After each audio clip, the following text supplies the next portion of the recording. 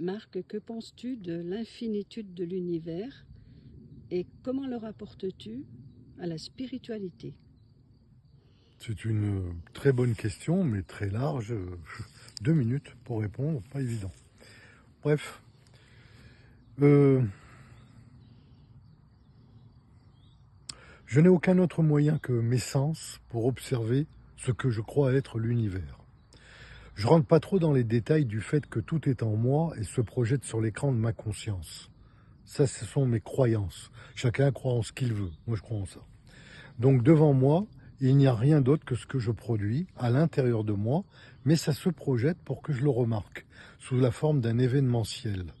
Et cet événementiel est, bien entendu, truffé de décors, des décorums, qui permettent d'agencer les agents actifs de mon histoire. Ce qui se passe devant moi est une histoire qui m'appartient, c'est la mienne, elle appartient à personne d'autre. Bien entendu, je vais passer pour un fou, or j'en suis pas un. Ou alors tout le monde est fou, c'est aussi simple que ça.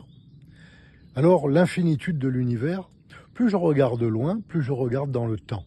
Plus je regarde loin, plus je me rends compte que je n'ai que des moyens très limités pour observer dans le temps.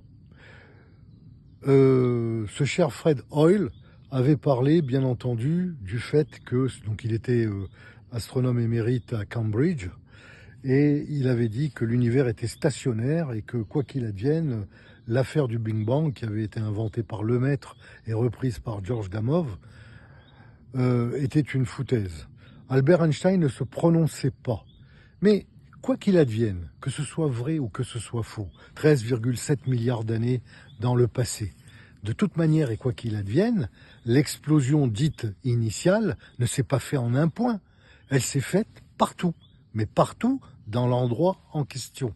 Comme on ne peut pas l'imaginer autrement que par des moyens strictement analogiques, on est bien obligé de se référer à ce que notre conscience nous dit. Moi, je suis émerveillé par la science quand elle n'est pas contrefaite par une technologie dévoyée et délétère. Ce qui semble être le cas souvent. Mais par contre, la science a toujours permis aux spirituels d'exercer un bien fondé de leur théorie. Donc, qu'est-ce que je pense de l'infinitude ? C'est une véritable merveille, si je la spiritualise. Voilà. Merci.